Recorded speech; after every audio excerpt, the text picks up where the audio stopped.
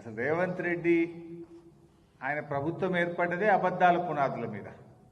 అబద్ధాల పునాదుల మీద ప్రజల్ని నమ్మించి మాయ మాటలు చెప్పి అధికారంలోకి వచ్చిండ్రు. ఏం చెప్పిండ్రు?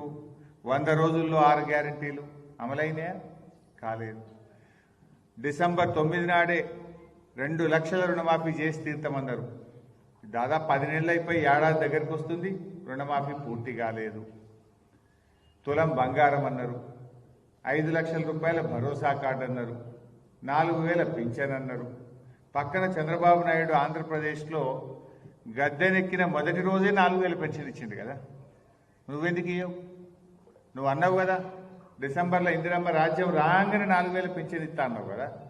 కేసీఆర్ 200 ఉన్న పెన్షన్ 2,000 చేస్తా అన్నాడు. మొదటి నెలలోనే ముఖ్యమంత్రిగా పదవీ బాధ్యతలు చేపట్టిన మొదటి నెలలోనే కేసీఆర్ 2,000 ఇచ్చిండు. 10 అంతలు పెంచుతా